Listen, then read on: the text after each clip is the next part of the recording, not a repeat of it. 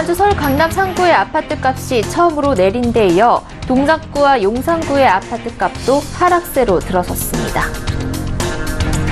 정부가 공공조달시장의 진입장벽을 허물어 중소기업의 활발한 진출을 도운다는 방침을 내놨습니다. 이슬람 국가에서 인증을 거친 할랄 제품 시장이 커져가고 있습니다. 전 세계 5번째로 개최하는 월드 할랄데이가 오늘 서울에서 열렸습니다. 최근 우리 증시가 폭락하면서 지수가 하락하면 수익을 얻는 인버스 펀드와 지수가 오르면 2배로 수익을 얻는 레버리지 펀드에 관심이 쏠립니다. 센 뉴스 플러스 잠시 후 뵙겠습니다.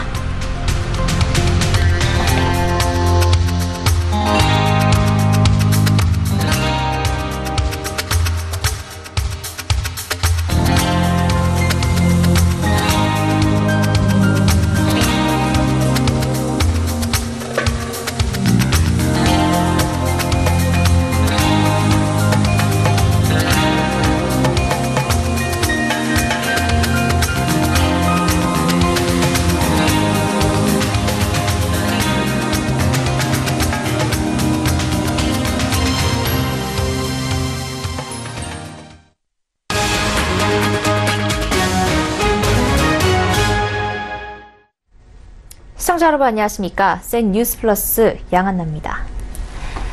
정부의 연이은 부동산 시장 규제가 효과를 보고 있는 걸까요? 9.13 부동산 대책 이후 지난주 처음으로 내림세로 접어든 강남 상구 아파트값에 이어 용산구와 동작구 아파트값도 내림세로 들어섰습니다.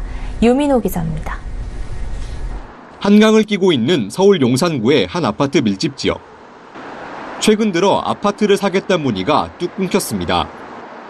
파는 사람이 부르는 값을 낮춰도 거래 움직임은 없습니다. 12억에 금매라고 나와 있는 것도 있어요. 이제 실질적으로 옛날에는 13억 5천까지 효과가 올라갔는데 사실상 거래는 거의 안 되고 있고 잘하면 좀 더 이제 하락도 하지 않을까.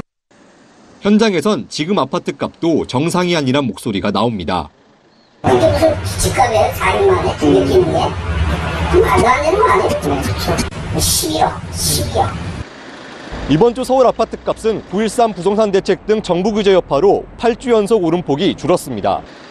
특히 오름세가 가팔랐던 용산구와 동작구는 각각 3년 10개월, 1년 1개월 만에 내림세로 들어섰습니다. 9.13 대책 이후 지난주 처음 내림세로 접어든 강남 3구도 2주 연속 아파트값이 내렸습니다. 가격이 급등한 지역부터 부르는 값이 내려가고 매물도 쌓이면서 내림 전환하는 곳이 점점 늘고 있는 것으로 풀이됩니다. 다만 이 같은 추세가 서울 외곽까지 퍼질지는 지켜보자는 목소리도 나옵니다. 저평가된 아파트 단지나 개발 호재가 남아있는 곳은 아직 오를 여지가 남았기 때문입니다. 실수요 위주로 거래가 되는 지역이나 상대적으로 집값이 크게 오르지 않은 지역의 하락세는 제한적일 것으로 예상됩니다. 한편 서울 전셋값은 재건축 이주가 줄고 새 아파트 입주가 늘면서 19주 만에 내림세로 돌아섰습니다. 서울경제TV 유민호입니다. 정부가 120조 원에 달하는 공공조달시장이 높은 벽을 허물어 중소기업의 혁신 제품 판로 개척에 나섰습니다. 그간 많은 중소기업들은 우수한 기술 개발을 통해 새로운 제품을 출시해도 초기 판매처를 찾지 못해 판로 개척에 상당한 어려움을 겪었습니다. 이에 정부가 나서 공공조달시장의 제도를 손보고 구매력을 높여 창업 중소기업의 기술 혁신을 돕는다는 계획입니다. 김혜영 기자입니다. 정부가 중소기업의 혁신 제품을 사들여 초기 판로를 열어준다는 계획입니다. 그동안 공공조달 시장은 납품 실적이나 업력이 높은 중소기업 위주로 진행되다 보니 창업 초기 기업이나 조달 실적이 없는 기업은 우수한 기술력을 가지고 좋은 제품을 출시해도 시장 진입이 쉽지 않았습니다. 이렇듯 혁신 제품이 초기 시장을 찾지 못해 사장될 위험에 처하자 정부가 기업의 숨통을 틔워주겠다는 겁니다. 우선 기술개발 제품 시범 구매 규모를 확 늘리기로 했습니다. 이는 올해 처음 시행된 제도인데 창업기업 등이 기술개발 신제품의 시범 구매를 신청하면 별도의 심의위원회를 통해 구매 가능 여부를 판정한 후 공공기관들이 해당 제품을 우선 구매할 수 있도록 한 겁니다. 이를 바탕으로 중개부는 인기 있는 히트 상품 500개를 육성해 공영 홈쇼핑과 매칭하는 등 우수 상품 발굴과 육성에도 열을 올린다는 계획입니다. 또 또 기술개발 제품 의무 구매 비율도 현행 10%에서 15%로 높입니다. 그러나 이는 권고사항일 뿐 지키지 않았다고 해서 제재할 수 있는 방안이 없어 실효성에 문제를 제기하자 중개부 관계자는 근거조항 마련을 조율하고 있다고 전했습니다. 제품의 개발 단계별로 구매 기반을 넓히기 위해 계약 제도도 손보기로 했습니다. 시장에 없는 제품은 발주기관과 협의해 기관의 요구에 맞는 대안을 제시하는 업체를 선정하는 경쟁적 대화 방식 입찰 제도를 도입합니다. 이번 정책이 아직 빛을 보지 못한 우수한 중소기업들의 혁신 성장을 이끄는 도화선으로 해외 시장 진출로 이어질 수 있을지 기대됩니다. 서울경제TV 김혜영입니다. 돼지고기가 들어가지 않고 제조 과정에 알코올이 쓰이지 않아 이슬람 율법에서 허락된 것을 할랄이라고 합니다. 이슬람 국가에서는 이 할랄 인증을 받은 제품들만 시중에 유통될 수 있는데요. 최근 이슬람 문화권이 신흥시장이 되고 할랄 제품의 개성이 주목받으며 파이를 더 키워가고 있습니다. 아직 한국에서는 인지도가 높지 않지만 월드 할랄데이가 싱가포르와 인도, 크로아티아, 영국에 이어 서울에서 5번째로 개최됐습니다. 현장을 고현정 기자가 전합니다. Halal is for the not only for food, halal is for the lifestyle. 이슬람 57개국이 참여하는 국제대회 2018 월드 할랄데이가 오늘 서울에서 열렸습니다. 한국 할랄 인증원 주최로 한국에서는 처음 개최됐으며 홍삼이나 커피와 같은 식품과 생활용품, 화장품 등을 수출해 이슬람 시장을 개척하고자 하는 이들이 한자리에 모였습니다. 여기 오신 분들은 이제 할랄 제품, 좋은 제품 있지 않습니까? 안 되는 제품을 구경할 수 있고 이제 먹을 수도 있고, 그다음에 여기 참여한 기업들은 이런 제품들을 바이한테 소개시켜서 전 세계에 유통시키면 되는 거고, 그게 가장 큰 목적이라고 볼 수 있겠죠. 할랄 인증을 받으려면 서류 심사부터 현장 및 외부 심사, 최종 심사에 이르는 검증을 거치고 빠르면 한 달가량이 듭니다. 하지만 앞으로 3년 안에 할랄 시장 규모는 3,107조 원으로 커질 것으로 예측되고 있어 대기업뿐 아니라 국내 중소기업들에게도 새로운 시장이 되고 있습니다. 최근 방탄소년단을 비롯해 세계적으로 불고 있는 K-뷰티, K-푸드 바람을 타고 한국을 방문하거나 수준 높은 의료 관광 서비스에 흥미를 느끼는 무슬림 여행객들을 위해 할랄 관광을 설계하고자 하는 이들도 눈에 띕니다. So we have only one problem. We have no unified standards. For us, we have standards, but people are still using their own regulation and their own standards. But I hope in the future or next future we will unify it. Also, the non-Muslim people are looking for halal certificate. Why? Because it's hygienic, it's clean and safe products. 아직까지는 할랄 산업의 불모지로 평가받는 한국 시장. 4명 중 1명이 무슬림인 10년 뒤 세계 무대에서는 어떤 경쟁력을 갖추게 될지 주목됩니다.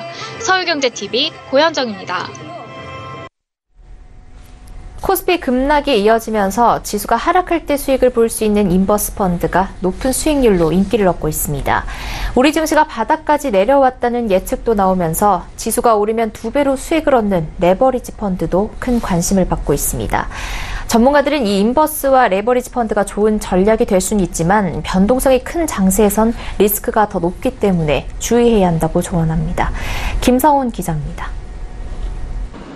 한국거래소에 따르면 국내 증시에 상장된 ETF의 10월 한 달 수익률을 분석한 결과 총 407개 중 상위 10개 ETF가 모두 인버스 ETF인 것으로 나타났습니다. 인버스 ETF는 지수가 오르면 수익을 얻는 일반 펀드와는 달리 지수가 떨어질 때 수익을 내는 펀드로 하락장을 극복하는 전략 중 하나입니다. 우리 증시가 최근 폭락하면서 인버스 펀드의 수익률도 크게 오른 겁니다. 해당 기간 국내 주식형 펀드 수익률은 마이너스 10.68%를 기록했지만 설정액 10억 원 이상 인버스 펀드 67개의 평균 수익률은 7.28%에 달했습니다. 지수가 오르면 1.5배에서 2배의 수익을 얻는 레버리지 펀드도 관심을 받고 있습니다. 계속되는 증시 하락으로 우리 증시가 바닥을 쳤다는 예상이 나오면서 지수 반등 때 더 큰 수익을 얻고자 하는 투자자들이 늘어나고 있는 겁니다. 지난 31일 금융정보제공업체 FN가이드에 따르면 10월 한 달 국내 액티브 펀드에서는 1,316억 원의 자금이 빠져나간 반면 국내 인덱스 주식 기타형 펀드에는 무려 1조 4,078억 원이 유입됐습니다. 레버리지 펀드가 인덱스 주식 기타형의 대부분을 차지하고 있기 때문입니다. 하지만 전문가들은 인버스 펀드와 레버리지 펀드에 투자할 땐 더욱 신중할 필요가 있다고 조언합니다. 현재는 증시 방향을 예측하기가 어렵기 때문에 11월 열리는 G20 정상회담과 미국의 추가 금리 인상 여부를 확인하기 전에는 증시 방향성에 거액을 투자하는 전략은 위험하다는 분석입니다. 신영증권은 인버스 펀드의 기대 수익률은 최대 100%지만 손실은 증시 상승에 따라 무한대로 발생할 수 있다며 투자에 신중할 것을 당부했습니다. 서울경제TV 김성훈입니다. LG전자가 프리미엄 가전 브랜드 LG 오브제를 론칭했습니다. 가전에 가구를 더한 디자인이 특징입니다. LG전자가 초프리미엄 가전 브랜드 시그니처에 이어 또 다른 브랜드를 내놓은 이유가 뭘까요? 이보경 기자입니다. 침대 옆에 놓인 가구. 겉으로 보기엔 영락없는 협탁이지만 사실은 공기청정기와 가습기 역할을 하는 가전기기입니다. 뿐만 아니라 협탁같이 생긴 가구를 열면 음료가 들어있는 냉장고가 있고 TV를 옆으로 열면 수납장이 나타납니다. 가전과 가구를 결합한 프리미엄 가전 브랜드 LG 오브제입니다. LG전자는 이미 프리미엄 가전 브랜드인 LG 시그니처를 가지고 있지만 이에 더해 오늘 LG 오브제를 선보였습니다. LG전자가 이렇게 프리미엄 브랜드 다각화에 나서고 있는 것은 구매력이 높은 고객들의 다양한 수요를 만족시키기 위함입니다. 프라이빗한 공간에서 프리미엄 제품을 찾는 이런 수요들이 계속 생겨나고 있고 증가하고 있다고 보여집니다. 50대, 60대 은퇴 세대들이 구매력이 더 올라가고 있고 이 사람들이 추구하는 삶의 질, 또 삶의 편리성 이런 부분에 많이 부합하는 제품이지 않는가. 동시에 정체된 가전시장에서 가성비로 무장한 중국 업체들과 차별화를 위해 초프리미엄 제품으로 활로를 모색한다는 것도 한 이유입니다. 이런 LG전자의 프리미엄 전략은 이미 실적으로 검증되고 있습니다. LG전자는 올해 상반기 처음으로 매출 30조를 올린 데 이어 3분기에도 역대 3분기 최고 실적을 달성했습니다. LG전자의 새로운 프리미엄 브랜드 오브제도 홈런을 치며 실적 신기원을 이어갈 수 있을지 주목됩니다. 서울경제TV 이보경입니다. 대출금리 인하를 요구해 보신 적 있으신가요? 소비자원 설문조사에 따르면 금융소비자 10명 중 6명은 금리 인하 요구 제도 자체를 모른다고 답했습니다. 홍보가 부족한 걸까요? 아니면 절차가 까다로운 걸까요? 이하라 기자가 알아봤습니다. 올해 1월부터 8월까지 은행별로 고객들의 금리 인하 요구권을 수용한 현황입니다. 수용률만 보면 인터넷은행이 시중은행보다 고객들의 금리 인하를 덜 받아준 것처럼 보입니다. 그러나 금리 인하 요구 접수 건수를 보면 얘기가 달라집니다. 시중은행은 이제 막 첫돌이 지난 카카오뱅크나 K뱅크보다 더 많은 고객을 보유하고 있고 대출 건수도 훨씬 많음에도 접수 건수는 현저히 떨어집니다. 카카오뱅크의 금리 인하 수용 건수가 가장 많고 전체 은행 수용 건수의 20%에 달하는 것으로 나타났습니다.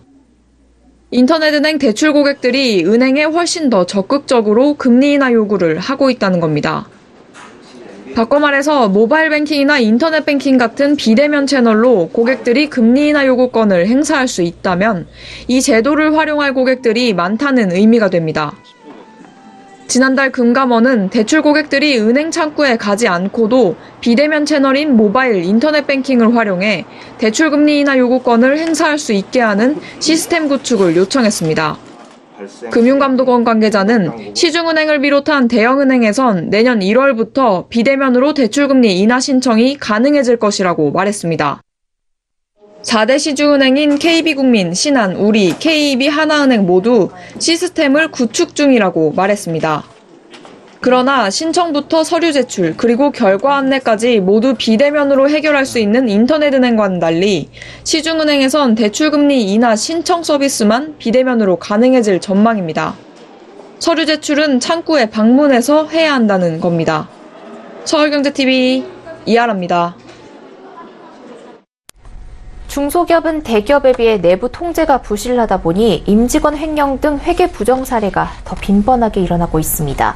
거액의 손실을 잃는 경우 회사의 존립마저 위태로워질 수 있습니다. 금융감독원이 중소기업의 회계 부정을 방지할 수 있는 조치들을 소개했습니다. 앵커 리포트입니다.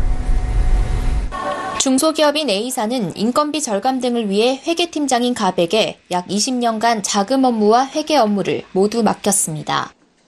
팀원 한 명 없이 자금과 회계 업무, 거래 실행과 기록, 자산 보관 등 모든 업무를 갑이 혼자 직접 수행해온 것입니다.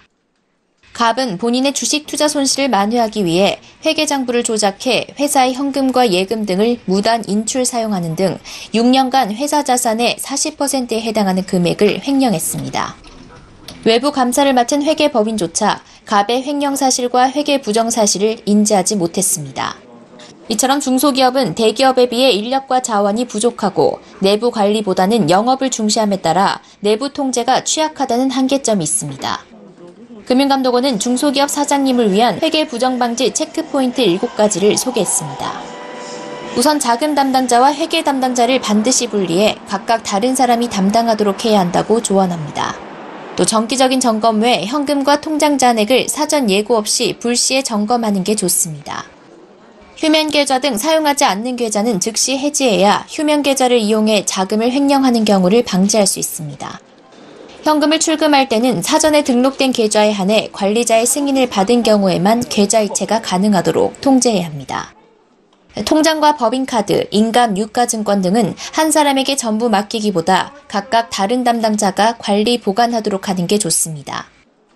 한 명이 특정 업무를 너무 오랜 기간 담당하면 통제가 힘들어지므로 직원들의 업무를 바꿔주는 것도 필요합니다. 마지막으로 외부 감사를 고용하더라도 제대로 일 처리를 하지 않는 경우가 있으므로 외부 감사인이 수행한 절차를 꼼꼼히 파악하고 정기적으로 교체해주는 것이 좋습니다. 서울경제TV 양한나입니다.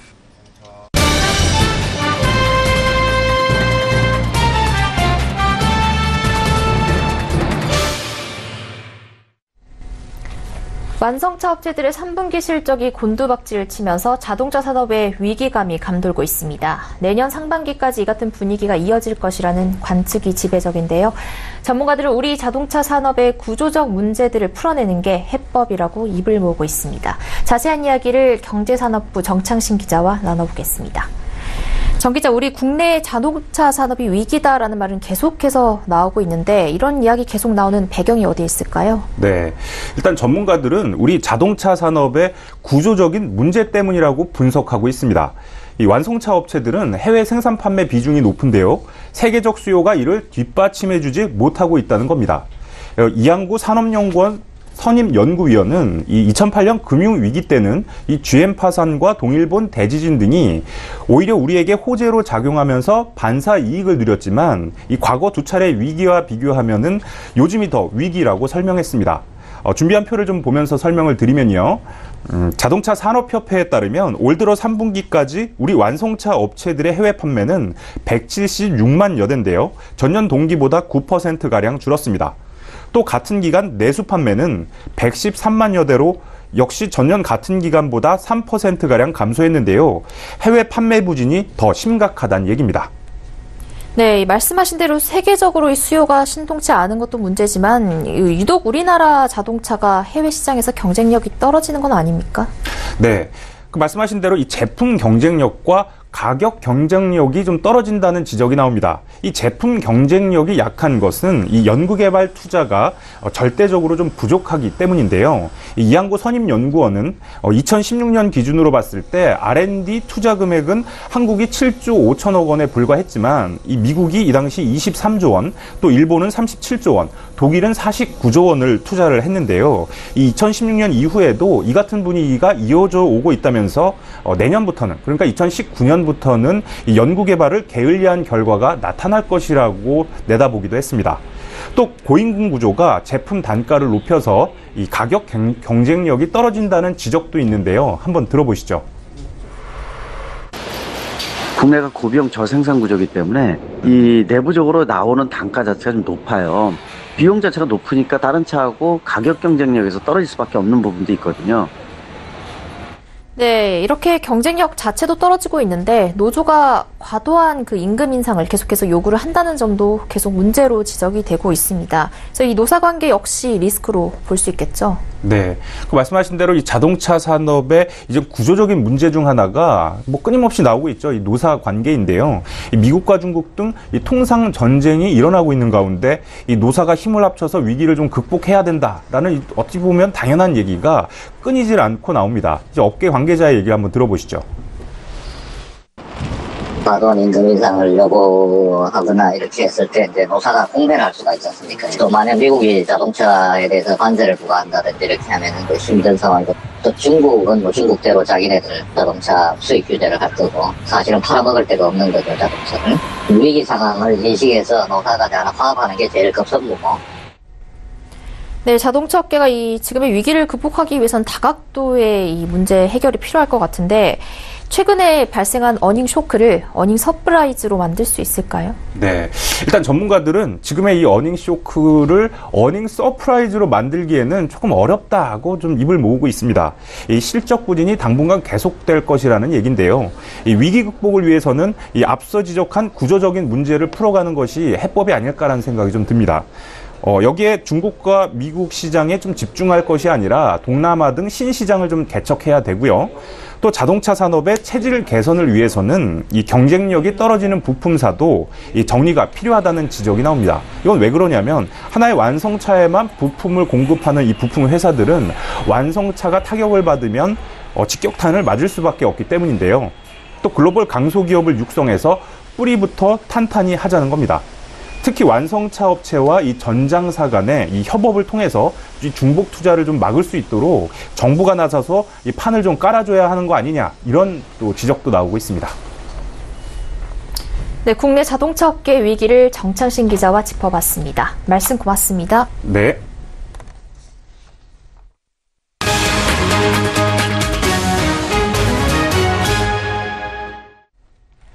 한국금융연구원이 오늘 서울중구은행회관에서 2019년 경제 및 금융전망 세미나를 열고 2019년 경제성장률을 2.6%로 전망했습니다. 이는 올해 성장률 전망치인 2.7%보다 0.1%포인트 낮은 수치입니다. 미국과 중국 간 통상 갈등과 신흥국 불안, 미국 금리 인상 기조 등이 겹치면서 한국 경제가 양호한 성장률을 유지하기 어려울 것으로 본 겁니다. 최근 가장 큰 관심사로 떠오른 취업자 증가폭은 13만 명으로 올해 9만 명보다 나은 성적을 낼 것으로 예상됩니다. 원달러 연평균 환율은 올해는 달러당 1,101원이지만 내년부터 1,125원 수준으로 예상됩니다.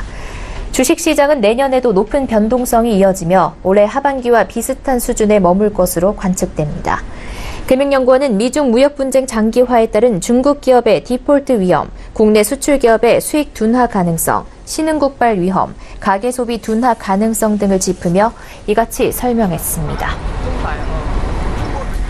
지금까지는 사모펀드를 발행할 때 투자를 권유할 수 있는 투자자 수가 49인으로 정해져 있었습니다. 앞으로는 몇 명의 투자자에게 투자를 권유하든 관계없이 실제 투자자만 50인 미만이면 사모펀드 발행이 가능해집니다.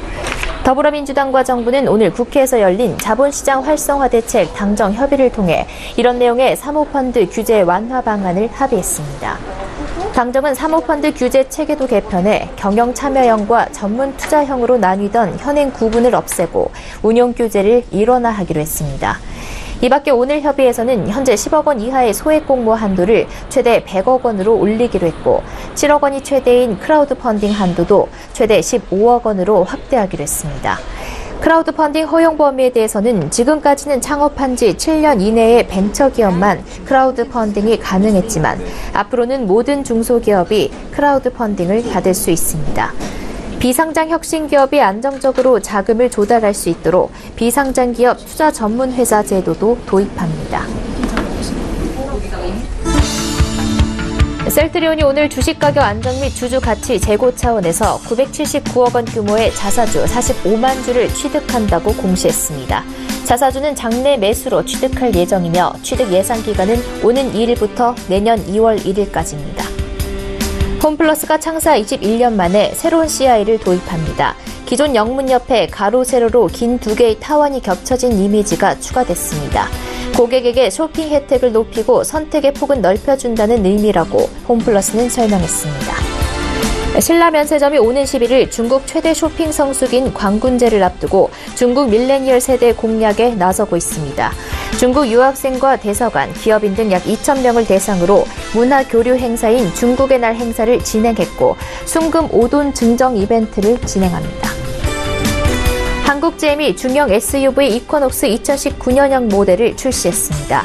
무소음 진동 경고 시스템, 차선 유지 보조 시스템 등 첨단 안전 시스템을 기본 사양으로 제공하면서도 가격은 이전과 동일하게 옵션에 따라 2,945만 원에서 3,985만 원으로 책정됐습니다. 센 뉴스 플러스 여기까지입니다. 시청해주신 여러분 고맙습니다.